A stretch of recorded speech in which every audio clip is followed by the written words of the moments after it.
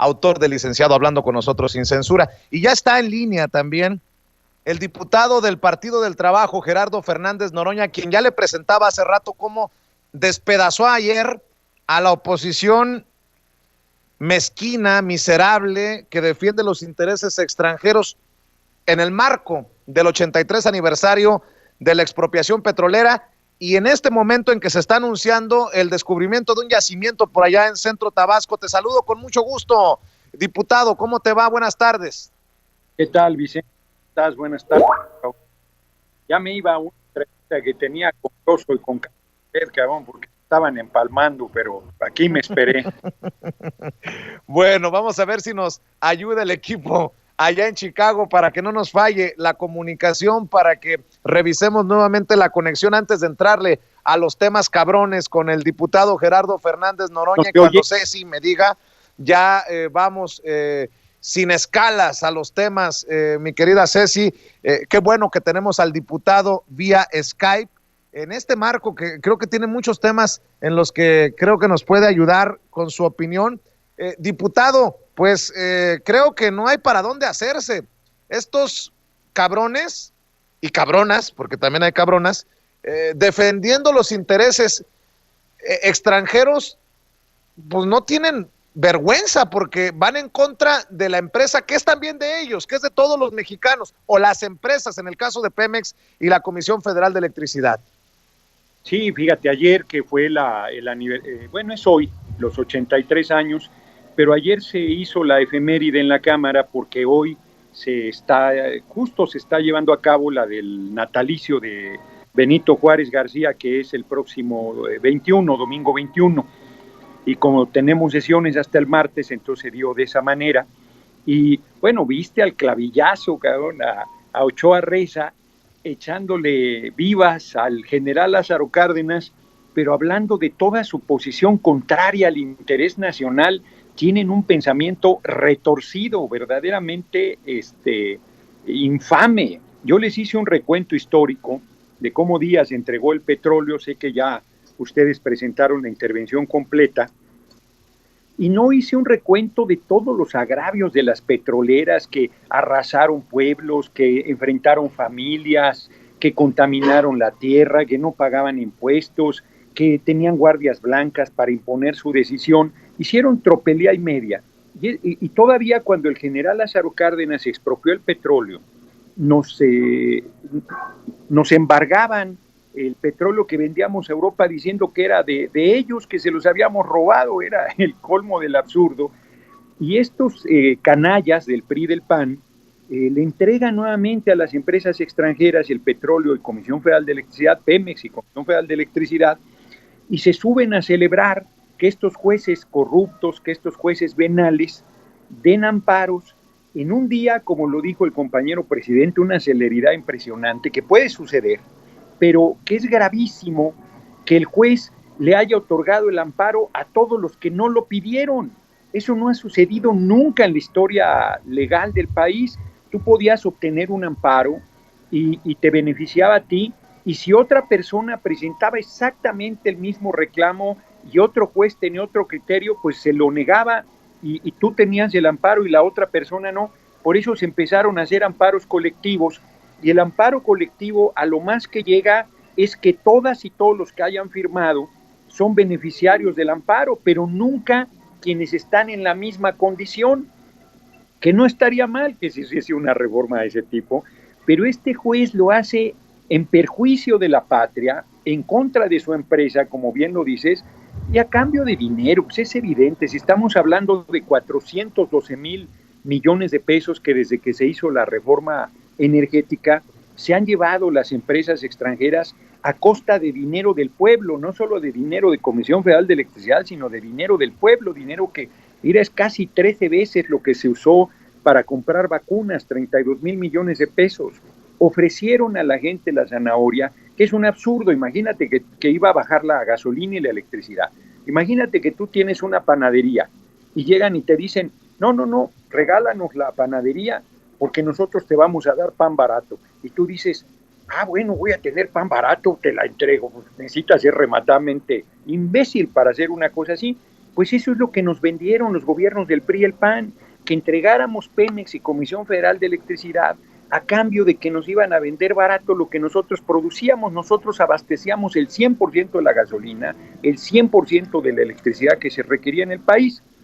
Y mintieron además, porque como está aprobado, la electricidad de 2016, de 2015 a 2017, ya con la reforma energética, subió 35%.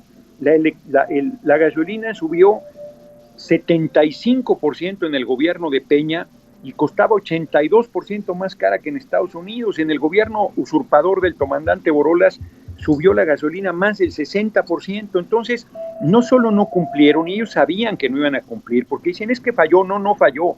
Ellos hicieron lo que era su determinación, entregar nuestro patrimonio al extranjero, y engañaron a la gente que iba a haber algún beneficio, aunque ese beneficio no era beneficio, pues eso era un absurdo, como lo estoy demostrando con el ejemplo de la panadería. Entonces sí, fue un debate, pues no hubo debate porque cada partido fijaba su posición, pero yo no les dejé pasar ni una. Oye, diputado, dame 2 minutos para ver y escuchar juntos, en vivo y en directo desde Centro Tabasco, al presidente Andrés Manuel López Obrador en el uso de la palabra. Vamos a ver y escuchar al presidente Andrés Manuel López Obrador en el marco del 83 aniversario de la expropiación petrolera y con este anuncio del hallazgo del yacimiento que tiene mucho potencial, dice el presidente Andrés Manuel López Obrador. Vamos, compañeros. Temas que con frecuencia ocasionaban las empresas petroleras extranjeras: despojos, asesinatos, sobreexplotación de los recursos naturales y mucha prepotencia.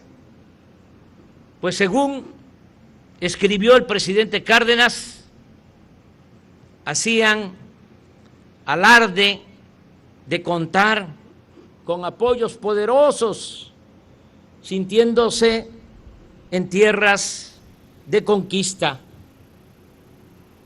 Por eso, la expropiación petrolera que hoy conmemoramos es uno de los actos de independencia económica y política más importante de nuestra historia.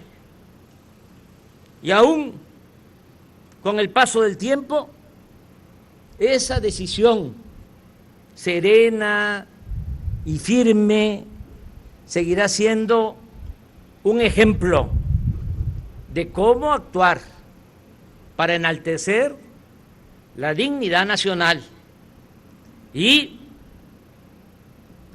preservar en la construcción,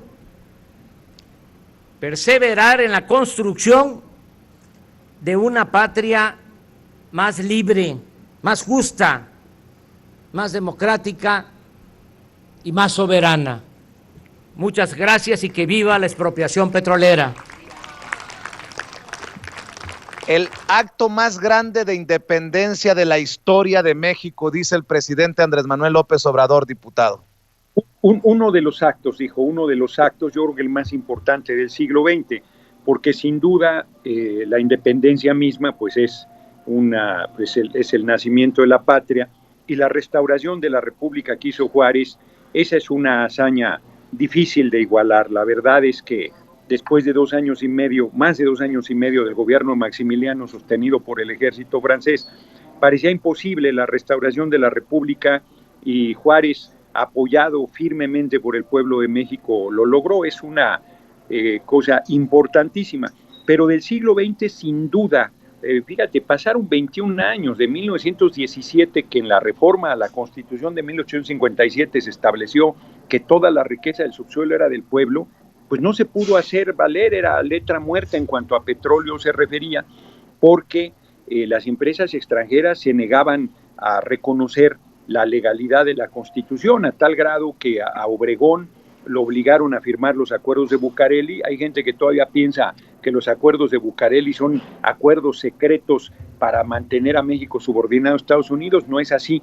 Los acuerdos de Bucareli a lo que se circunscribían era a que el petróleo era de las empresas extranjeras y que la Constitución no se podía aplicar de manera retroactiva. Esto es, que el petróleo no era nuestro.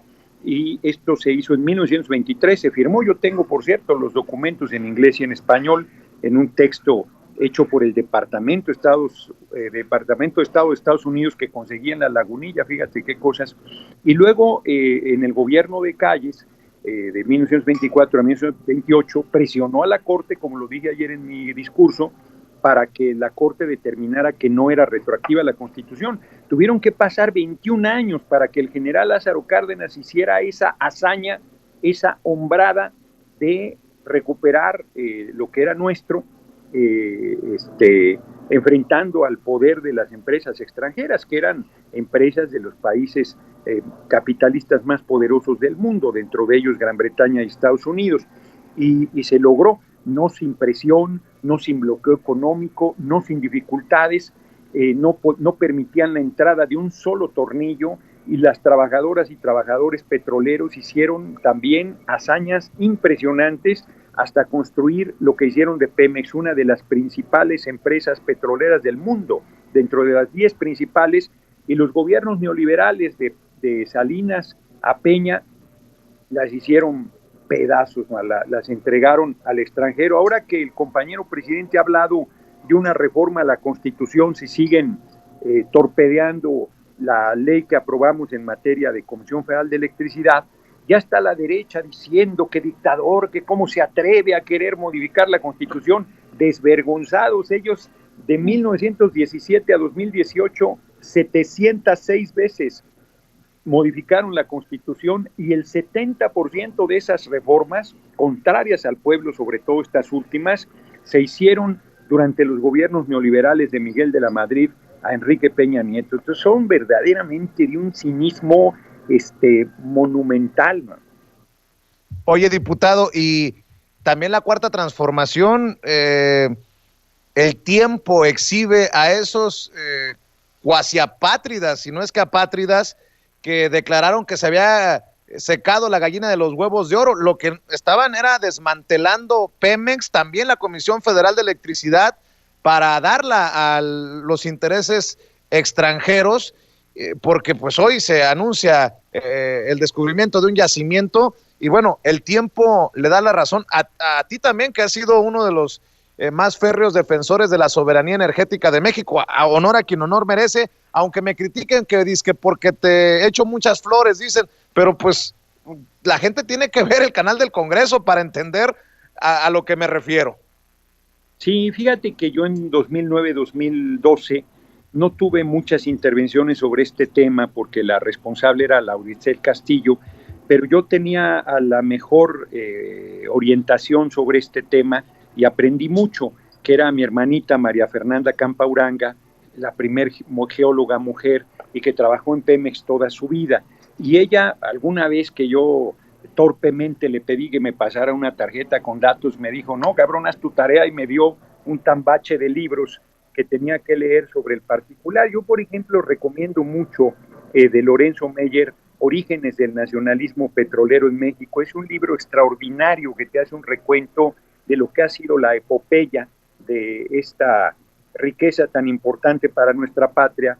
Y mi hermanita María Fernanda Campauranga me decía, no, hombre, tenemos petróleo para 100 años, hombre. Pemex ha ido encontrando campos de yacimientos que no se han dado a conocer porque la exploración va muy por delante en años, y estos van administrando cuando presentan, cuando dan la información de lo que tenemos. Pero olvídate, me dice, el mundo va a seguir movido por petróleo los próximos 100 años, lo cual es cierto, porque la salvajada quizás es que lo estemos usando como combustible. Ahí deberíamos ir modificando este manejo, pero toda la vida moderna no se puede entender sin el petróleo, porque estos desvergonzados o ignorantes, o las dos cosas, se olvidan de la petroquímica, y la petroquímica es la base de la vida actual del ser humano.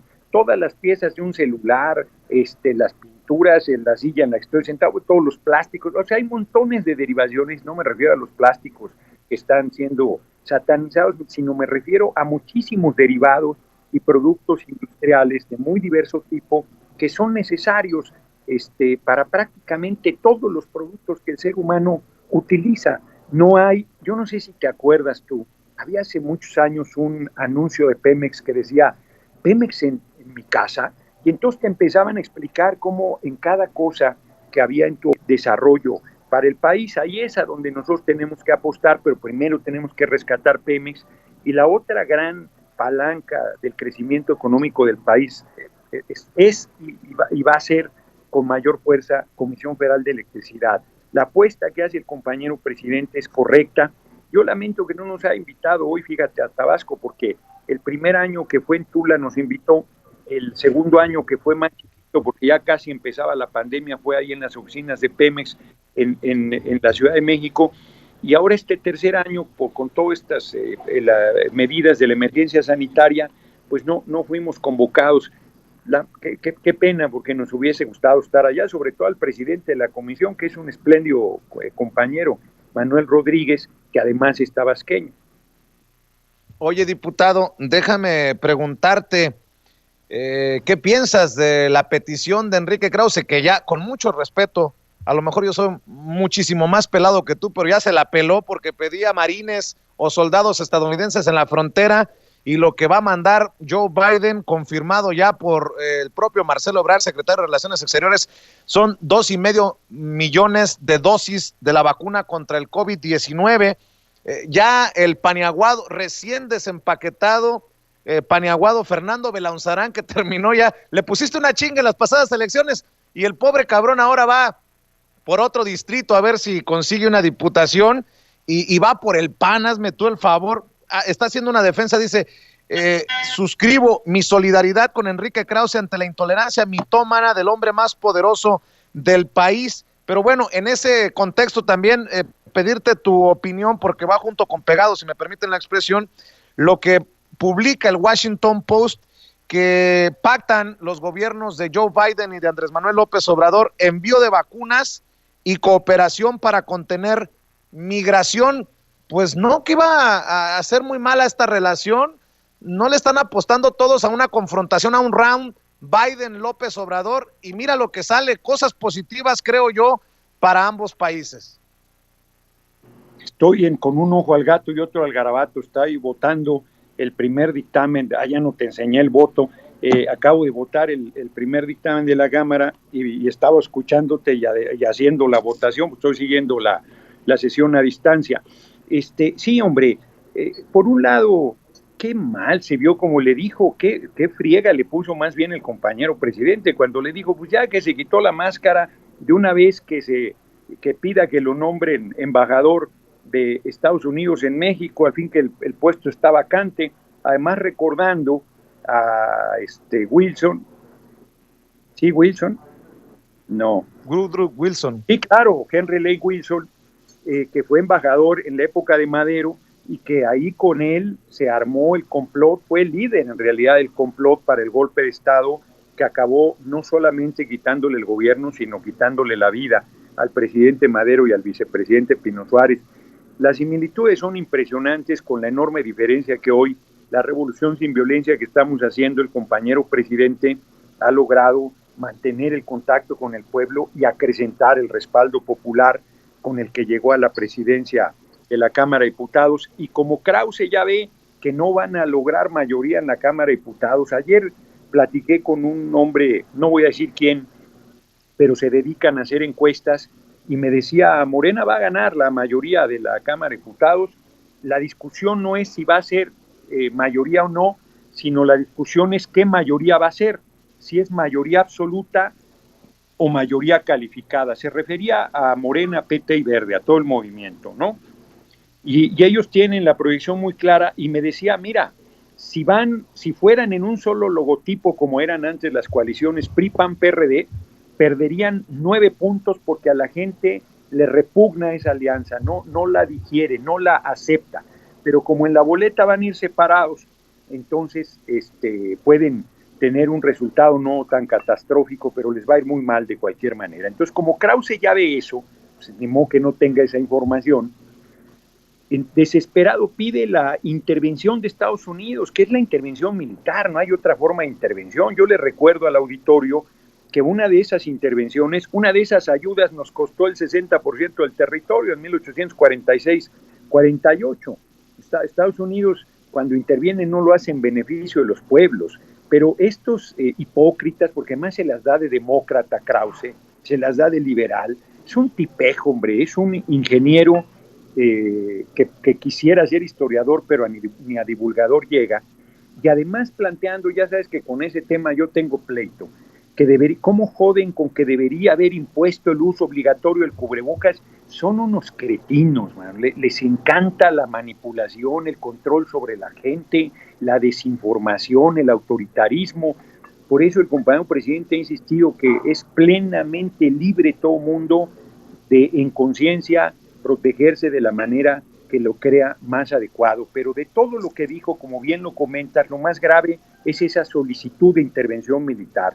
Ningún mexicano que se precie de mexicano, de mexicana, puede pedirle a un país extranjero que venga, intervenga. Están igual que los conservadores del siglo XIX que se fueron a pedirle a Napoleón III un emperador y mandaron a Maximiliano, según por el bien del país. Por eso a mí cuando Ochoa Reza me dice, no, yo estoy actuando de buena intención, le digo, pues sí, cabrón, también los conservadores en el siglo XIX decían hablar de buena intención, pero eso no les quitaba los traidores a la patria y por eso fueron fusilados en el Cerro de las Campanas. Oye, y para cerrar, diputado, para dejarte trabajar, ¿qué piensas de la carta llena de adjetivos e insultos de Alarraqui? Yo sé que es irrelevante Carlos Alarraqui, pero de todos modos se lo publican en el periódico El Universal contra Rocío Nagle, a quien llama inepta, a quien le dice que es necia por apostarle a un socialismo del siglo pasado, y bueno, seguramente ya te enteraste. ¿Qué piensas de esto? Fíjate, otra vez su hipocresía. Si cualquiera del movimiento le escribiera algo así a una mujer, dirían que es violencia política de género. A mí me parece que están haciendo un uso torcido del asunto y que un debate entre seres humanos pues, puede ser muy duro y que nadie puede quejarse de ello. Pero reitero, si nosotros lo hiciéramos, bueno, mira, permítame una aparente digresión. En Veracruz fue detenido un tipejo que se llama Rogelio Franco, que es del PRD, yo lo conozco muy bien. Por cierto, el compañero presidente le tenía mucha estima, él fue dirigente del PRD en Veracruz. Ese hombre fue secretario de gobierno con Yunes, gobernador de Veracruz, con el panista. Es fama pública desde muchos años atrás en el PRD que ese hombre golpeaba a su pareja en turno. Siempre ha sido un golpeador y un abusivo y un cobarde. Lo detienen por el tema. Y ayer en la Junta de Coordinación Política la representación del PRD decía que había persecución política, pero la representación del PRD es una mujer, diputada, Verónica Juárez. Yo le digo oye, son ustedes simpatiquísimas. Cuando se trata de golpear al compañero presidente se envuelven en la bandera de la igualdad y el feminismo, pero cuando se trata de alguno de sus compañeros, entonces presuntamente es inocente, no hay por qué hacer ningún juicio de ninguna naturaleza cuando tú sabes perfectamente que ese tipo es un golpeador de mujeres. Bueno, en el caso de Alarraqui es una bestia peluda, ni siquiera deberíamos entretenernos en él, es un tipo ignorante, es un tipo torpe, es un tipo que con sus cartas están redactadas pésimamente, debería tomar siquiera un curso básico de redacción.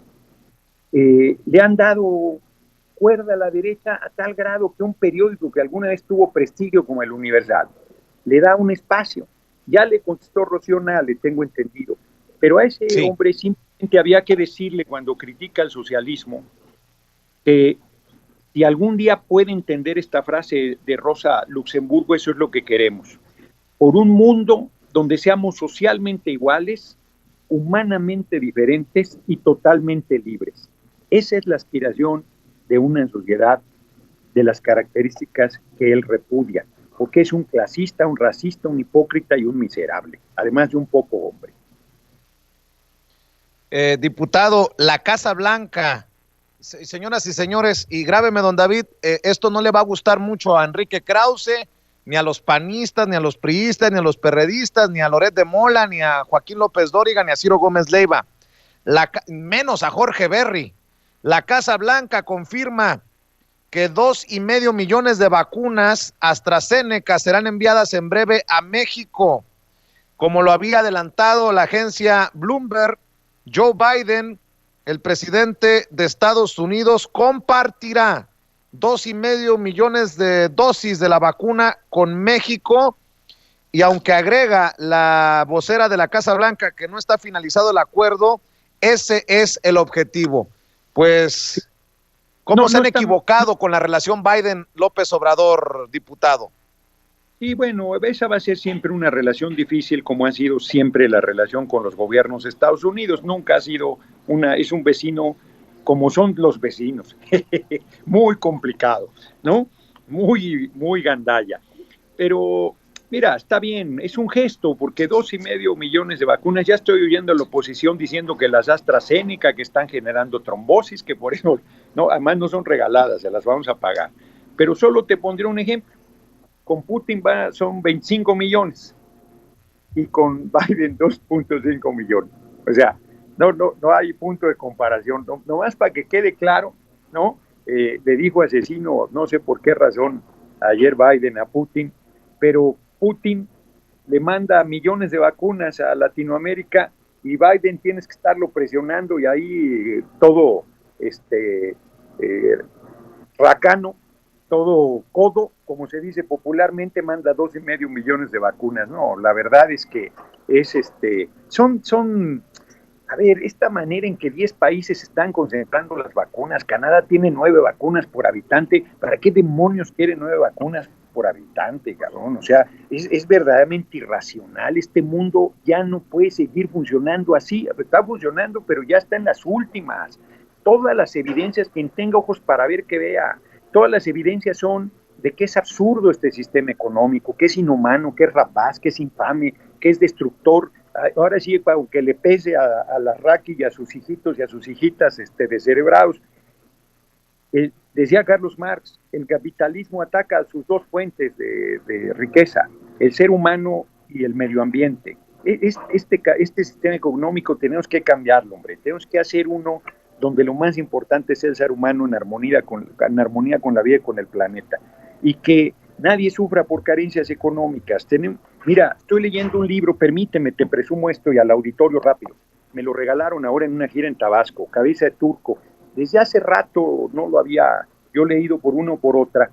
Este hombre es un alemán que se hace pasar por turco y te comenta todos los actos brutales de racismo que tú de seguro viviste, Vicente, en Estados Unidos, y que todas las mexicanas y mexicanos y los migrantes no anglosajones que llegan a Estados Unidos los sufren, el pago menor, el maltrato, el atropello, el que te tienes que aguantar las injurias porque si no a ti te hacen responsable del problema que se derive. Pero hay una parte muy fuerte, la principal empresa constructora de Alemania y la principal empresa siderúrgica, me parece, alemana, contratando outsourcing, mano. Le pagan a la gente entre 5 y 10 marcos y a la empresa le pagan entre 35 y 80 marcos. Y la empresa pirata, esta outsourcing, lo único que hace es ir a traer los trabajadores de un lugar donde los trabajadores llegan solos, llevarlos a la empresa y se desentienden de toda prestación social hacia las trabajadoras y trabajadores, además dándoles las tareas más humillantes, las más infames. En una construcción le quitan la grúa de 10 pisos porque les sale más barato que se deslomen los trabajadores turcos subiendo todo el material y les importa nada su vida. Es una manera tan bestial, tan inhumana, tan terrible. Lo comentábamos aquí hace un momento, antes de que entrara contigo a la entrevista, que te recuerda el siglo XIX y los niños de 8, 9, 10 años trabajando en las minas de carbón, muriendo a los 2 meses por las brutales condiciones de explotación. Pues eso sigue en pleno siglo XXI, hombre. Eso no puede seguir sucediendo. Y alguien me va a decir, ya no mueren los niños en minas de carbón de 8, 9, 10 años. No, pero mueren vendiendo cosas en la calle, mueren siendo abusados sexualmente, mueren de hambre, 8,000 niñas y niños al día en el mundo. O sea, es un mundo absurdo el que estamos viviendo y que tenemos que transformar de manera radical y absoluta en beneficio de la vida, ahí sí, para que vean, y no de la supuesta vida que reivindican los hipócritas de la derecha, ¿no? Hay tanto por hacer, pero bueno, me hice una aparente digresión con este tema de Biden, que francamente no es santo de mi devoción, como tampoco lo de Trump, hombre. Son siempre el trato con el presidente de Estados Unidos o la presidenta, si algún día deciden con una mujer, va a ser siempre difícil para nuestra patria. diputado, que mañana cumples años, ¿es cierto? ¿Cómo? Que mañana cumples años, ¿es cierto? Mañana cumplo ya 61, cabrón, ya tengo una edad, y en vez de quedarme aquí en Tepoztlán a ir a caminar a la montaña, me puse yo muy celosito de mi deber y voy a una intensa gira por Tlaxcala de 3 días, viernes, sábado y domingo, pero sí, mañana cumplo 61 años. Pues te mando un abrazo por adelantado, si no tenemos la oportunidad de platicar, diputado, y bueno, pues que te celebren, que te canten las mañanitas en la videocharla, además al rato, que seguro tienes a través de Periscopio, de Facebook, de YouTube. Sí, 6 de la tarde en GF Norona Oficial por YouTube y Fernández Norona en Facebook. Como todos los días de 6 a 7, aunque ande en gira, sigo haciendo mis videocharlas. Pues te mando un abrazo igual, Vicente. Ándale pues, te mando un abrazo, ya esta chingadera nos permitirá celebrar tu cumpleaños juntos. Órale, abrazote. Sale, abrazote, es el diputado del Partido del Trabajo, Gerardo Fernández Noroña.